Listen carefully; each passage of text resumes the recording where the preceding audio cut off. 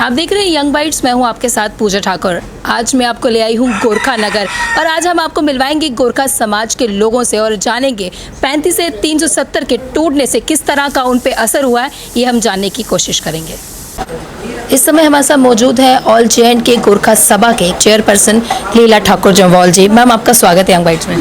पूजा जी, पहले तो आपका थैंक्स करती हूँ यंग बाइट का जी। और मैं सभी को पहले तो मैं मोदी सरकार, जो मोदी जी हैं, उनको धन्यवाद करना चाहती हूँ, जो उन्होंने जो ये 370 तोड़ा इन्होंने। और ये सबसे खुशी की बात, हमारे जो गोरखाली हैं, जो जम्मू कश्मीर के, उनके लिए बहुत बहुत खुशी की बात है जो उन्होंने ये 370 तोड़ के हमें एक बड़ा भारी तोहफा दिया है। जी मैम, कभी आपने सोचा था इतने सालों में, जब से हमारा देश आज़ाद हुआ है, कि आपने सोचा था कि ऐसा भी एक इतिहास लिखा जाएगा? कभी नहीं। ये तो पूजा जी, ये हिंदुस्तान तो आज़ाद हुआ था, पर जो हमारे यहाँ पे जो गोरखाली जो बसे हुए हैं काफ़ी सालों से, अब तो हमारी चौथी पीढ़ियाँ चल रही हैं, पर इनको कभी आज़ादी नहीं मिली। और ये हमारे बच्चे इतने पढ़े लिखे हैं, तब भी इनको कोई नौकरी के लिए ये जाते थे, स्टेट सब्जेक्ट के लिए ये रह जाते हैं, कहीं भी मतलब कहीं भी अप्लाई करते हैं और स्टेट सब्जेक्ट सबसे पहले ये मांगते हैं। अब तो इवन की जो आर्मी में जो भर्ती भी पहले तो हुआ करते थे बगैर उसके भी, तो अब तो आर्मी में भी ये रूल निकल गया था कि स्टेट सब्जेक्ट जरूर होना चाहिए, और तभी ये आर्मी में जा सकते हैं। ये कहा जाता था कि पढ़ेगा इंडिया तो बढ़ेगा इंडिया, लेकिन पढ़ाई के साथ साथ स्टेट सब्जेक्ट कितना ज़्यादा इंपॉर्टेंट था उनके लिए, क्योंकि एजुकेशन तो वो अच्छी ले लेते थे, लेकिन उसके बाद कहीं अप्लाई नहीं कर पाते थे। जी। अभी देखिए हमारे ये गोरखा नगर में इतने बच्चे, गोरखा नगर के, मैं ऑल जे.एंड.के की मैं चेयरपर्सन हूँ, मैं सभी एरिया की बात करती हूँ। हमारे बच्चे इतने पढ़े लिखे हैं, और आज की डेट में आप देखें वो मोमोज की रेहड़ियाँ लगा रहे हैं, अब मोमोज चल पड़ा, बेचारे अब यही काम कर रहे हैं या दिहाड़ी मजदूरी करते हैं, और पढ़ाई लिखाई का उनका कोई बेनिफिट नहीं है। आपको कहना है इतनी पढ़ाई लिखाई करने के बावजूद भी उनको रेडीज लगानी पड़ती थी, क्योंकि गवर्नमेंट जॉब उन्हें मिल नहीं पाती थी। अगर मिल पाती थी तो एक सेंटर की जॉब होती थी जो मिल पाती थी, लेकिन अब जिस तरह से धारा 35A और 370 टूटा है, इसके कारण आपको कई बेनिफिट्स मिलेंगे। हाँ जी, अब तो ये अप्लाई भी कर सकते हैं, नौकरी मिलेगी। और बाकी नौकरी की तो बात छोड़े, आप ये जो ज़मीनें हैं इनके नाम में ये खरीद सकते हैं। जो यहाँ पे बसे हैं इतने सालों से, इनके पास कोई कागज़ कुछ नहीं है, सिर्फ कब्जे ही है।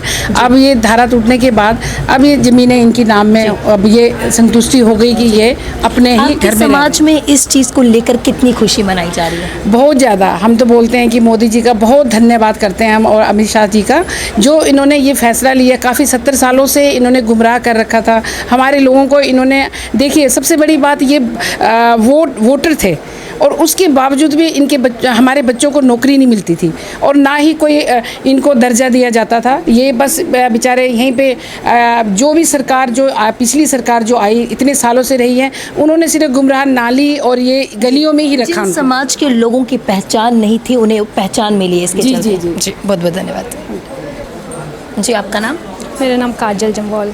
काजल जी, मुझे बताइए, जिस तरह से ये धारा 370-35 से टूटी है, ऐसे कौन से राइट्स थे इससे पहले जब ये टूटी नहीं थी, आप लोगों को नहीं मिले थे, और टूटने के बाद आपको ये राइट्स मिले? सबसे बड़ा तो एक ये स्टेट सब्जेक्ट का ही रहता है, जो ये 370 टूटने से, जो अभी जो यहाँ के जो गोरखा नगर, हम गोरखा नगर में रहते हैं, तो यहाँ पे बड़े लोग, सारी गोरखाली जो नेपाली हैं, उनके स्टेट सब्जेक्ट तो होते नहीं, और ये 370 की वजह से वो अपना ना घर ले सकते हैं, ना कुछ, ना गवर्नमेंट जॉब के लिए अप्लाई कर सकते हैं। प्राइवेट बेचारे वो यही मोमोज़ वगैरह यही सब लगा के करते हैं। तो अपना रोज़गार करने के लिए वो रेडीज़ वगैरह या कुछ भी अपना काम खोल लेते थे?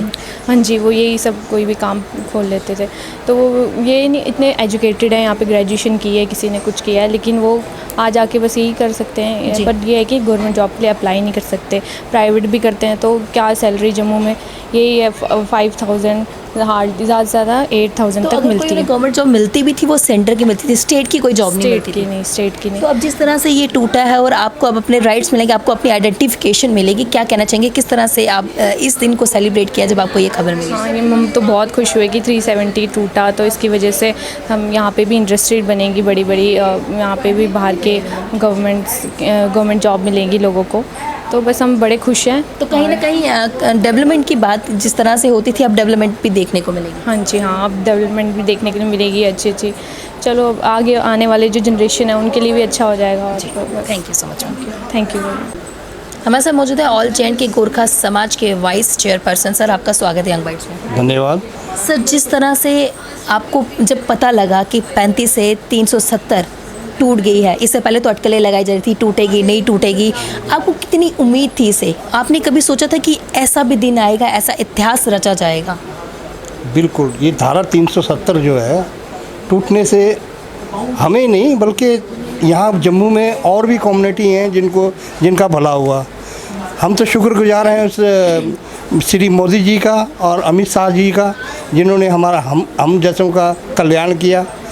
आज हम अपने आप को रियलिटी में आज़ादी आज महसूस कर पा रहे हैं। तो कितना समय हो गया था आपको जम्मू कश्मीर में आए हुए ये गोरखा समाज के लोगों को? करीब 100 साल।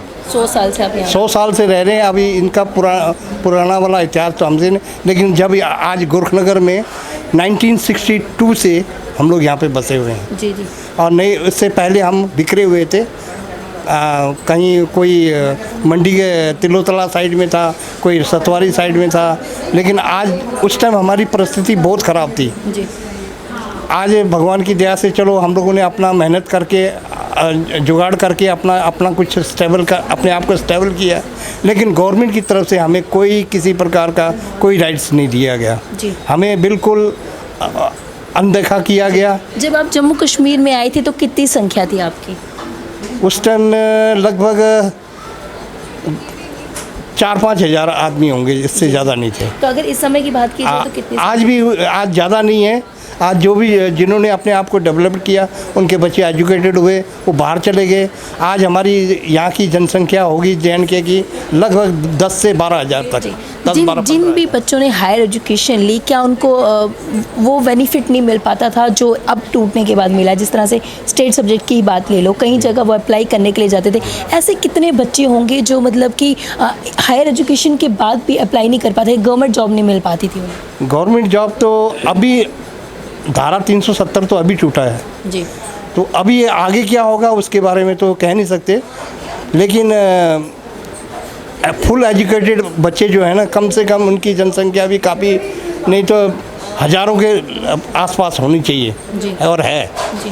तो अभी देखो अभी धारा 370 आगे क्या होता है, कैसे जम्मू वाले हमको ट्रीट करते हैं, हमारे बारे में सोचते भी हैं या नहीं है, ये हमारी कम्युनिटी के बारे में ये लोग सोचेंगे या नहीं है। ये पता है इनको कि गोरखा कम्युनिटी है इधर, लेकिन हमें वो ऐसे देखते हैं जैसे पता नहीं हम लोगों ने क्या उनका खा दिया है। पहचान जो है आपको अब मिली है? अब मिली है, अब मिलेगी, उम्मीद है वो BJP के द्वारा। आज तक 70 सालों से हमें गुमराह रखा है। हमारे बाल बच्चों ना हम लोग खुद डेवलप कर सके, ना बच्चों का डेवलप हुआ, ना अपने रहन सहन में कोई परिवर्तन ला सके। हमें तो बहुत ही जकड़ा हुआ था। हमें इतनी बुरी तरह इग्नोर करते थे वो लोग कि किसी ऑफिस में चले जाओ छोटे मोटे काम के लिए, कहाँ से आए हो, स्टेट सर्टिफिकेट है। ये एक मसला बहुत बड़ा था, वो उससे अब निजात मिला, छुटकारा मिला। आज हम नरेंद्र मोदी जी और अमित शाह जी का बहुत बहुत धन्यवाद करते हैं, जिन्होंने हमारे बारे में हमारी पूरी कम्युनिटी की साथ अन्य और भी हैं, ये उन हर समुदाय के लिए उन्होंने रास्ता खोल दिया। आज हम आपको ले आए थे गोरखा नगर और आज हमने गोरखा समाज के लोगों से बातचीत की और जिस तरह से अनुच्छेद 35 से 370 टूटा है उसको लेकर इनकी किस तरह की प्रतिक्रिया थी वो हमने जाना। काफ़ी खुश वो नज़र आए। उनका ये कहना है कि हमारे देश को आज़ाद हुए कई साल हो गए, लेकिन इनके लिए आज़ादी का दौर जो है वो अब शुरू हुआ है। इस चीज़ को लेकर गोरखा समाज के लोगों ने काफ़ी उत्साह और काफ़ी खुशी मोदी सरकार का जो है धन्यवाद किया है। अगली अपडेट लेकर फिर मैं हाजिर होंगी, तब तक के लिए आप देखते रहे यंग बाइट्स। वीडियो जर्नलिस्ट अभिषेक के साथ मैं पूजा ठाकुर, यंग बाइट्स जम्मू।